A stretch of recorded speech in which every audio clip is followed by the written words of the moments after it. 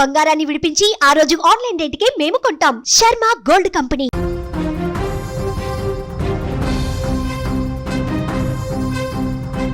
హిమాలయాలకు ఏమైంది? హిమాలయాల గర్భంలో ఏం జరుగుతోంది? ఆధ్యాత్మికత, శాంతితో కూడినటువంటి దేవభూమి అది. ఆ హిమాలయాల కింద ఇప్పుడు పెను ప్రమాదం పొంచి ఉందా? రాబోయే 2 భారీ భూకంపాలు ఎలాంటి విధ్వంసం సృష్టించబోతున్నాయి?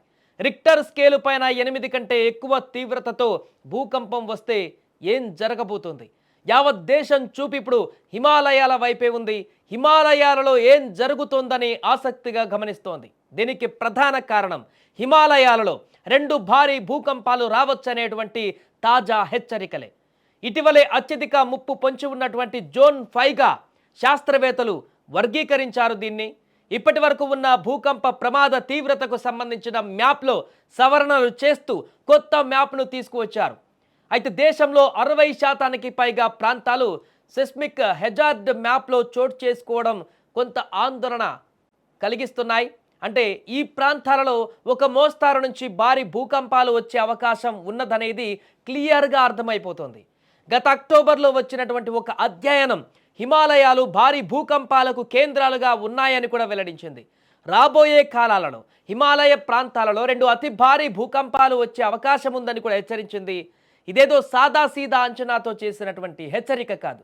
కేఎం శ్రీజిత్ అతని బృందం అత్యాధునిక ప్రమాణాలతో సమాంతర ఉపరితల స్నానభ్రంశాలను కొలిచారు. దాదాపు 800 కిలోమీటర్ల విస్తీర్ణంలో ఈ అధ్యయనం కొనసాగింది. ఈ అధ్యయనం నిర్వహించిన ప్రాంతంలో భవిష్యత్తులో 2 పెను భూకంపాలు వచ్చే అవకాశాలు ఉన్నాయని కూడా వెల్లడైంది.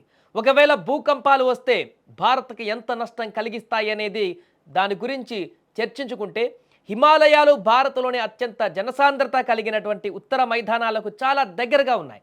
ఢిల్లీ, ఉత్తరప్రదేశ్, బీహార్ వంటి ప్రాంతాలు కూడా ప్రభావానికి లోనవుతాయి.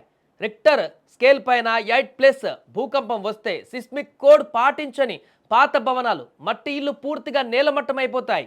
ఇప్పుడు అందుకనే ఆ ప్రాంతాల్లో ఉన్నటువంటి ఉత్తరప్రదేశ్ కానీ, ఉత్తరాఖండ్ కానీ, హిమాచల్ ప్రదేశ్ కానీ, జమ్మూ కాశ్మీర్ కానీ ఈ ప్రాంతాలలో ఇప్పటి నుంచి కట్టేటువంటి ఇల్లులకు సంబంధించి కొత్త గైడ్లైన్స్ కూడా ఇచ్చింది. జపాన్ టెక్నాలజీ తరహాలో కొత్తగా నిర్మించేటువంటి హౌజెస్కి ఆ టెక్నాలజీని ఉపయోగించి నిర్మాణాలు జరగాలంటూ కూడా ఇప్పటికీ ఆదేశాలు ఇచ్చినట్టుగా తెలుస్తుంది. దీంతోపాటు హిమాలయాలలో ఉన్న వేల సంఖ్యలో ఉన్న డ్యామ్లు, జల విద్యుత్ కేంద్రాలు తీవ్రంగా దెబ్బతింటాయి. ఆ రకంగా భూకంపాలు వస్తే డ్యామ్ గోడలు పగిలితే లక్షల క్యూబిక్ మీటర్ల నీరు ఒక్కసారిగా ఉత్తర మైదానాల వైపు దూసుకువచ్చి పెను వరదలకు కారణమవుతుంది.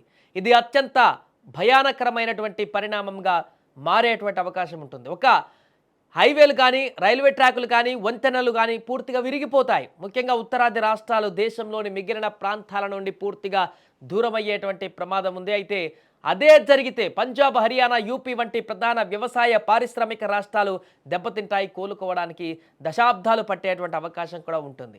ఏదేమైనా కూడా తాజా అధ్యయనం హిమాలయాలలో ఏదో జరగబోతుంది అనేటువంటి ఒక సంకేతాన్ని అయితే ఇస్తున్నాయి. అయితే ఈ భారీ 2 భూకంపాలు ఇప్పటికిప్పుడైతే వచ్చే అవకాశం లేదు. చాలా సమయం పట్టేటువంటి అవకాశం ఉంది, దశాబ్దాలు పట్టేటువంటి అవకాశం ఉంది. కానీ అంతకంటే ముందే ఇక్కడ చిన్న చిన్న కదలికలైతే ప్రస్తుతం కనిపిస్తున్నాయి హిమాలయాలలో. ఆ చిన్న చిన్న భూకంపాలే మనకిప్పుడు రక్షణగా నిలుస్తాయంటూ కూడా నిపుణులు ఒక అంచనాకు వస్తున్నారు. భారీ స్థాయిలో వచ్చే 2 భూకంపాల కంటే కూడా ఈ యొక్క చిన్న చిన్నగా మధ్యలో వచ్చేటువంటి ఈ ప్రకంపనలనేటివి ఆ ఒత్తిడిని తగ్గించి భారీ పెను విపత్తు రాకుండా ఒక లీకేజ్ లాగా ఈ చిన్న చిన్న ప్రకంపనలు ఉపయోగపడతాయంటూ కూడా చెప్తున్నారు. ఈ చిన్న చిన్న ప్రకంపనలే ఇప్పుడు ఆ భారీ విపత్తు నుంచి కాపాడేటువంటి ఒక లీకేజ్ సిస్టంగా మారేటువంటి అవకాశం ఉన్నట్టుగా ఒక పాజిటివ్ అంశాన్ని కూడా చెప్తున్నారు. చూడాలి మరి ఇది ఏ రకంగా ముందుకు వెళ్ళబోతుంది. చిన్న చిన్న లీకేజీలతో, చిన్న చిన్న ప్రకంపనలతో వచ్చినటువంటి ఒత్తిడిని, టెక్టనిక్ ప్లేట్లలో వచ్చినటువంటి ఆ ఒత్తిడిని ఈ యొక్క చిన్న చిన్న లీకేజీల ద్వారా ఆ ఒత్తిడి అంతా బయటికి వెళ్ళి భారీ భూకంపం నుంచి బయటపడేలా చేస్తుందా, లేకుంటే ఆ ఒత్తిడి ఒకేసారి బ్లాస్ట్ అయి ఇప్పుడు చెప్పినట్టు రాబోయే కొన్ని సంవత్సరాల తర్వాత భారీ భూకంపాలకు దారితీసి అతలాకుతలం చేస్తుందా అనేది భవిష్యత్తే నిర్ణయించాలి.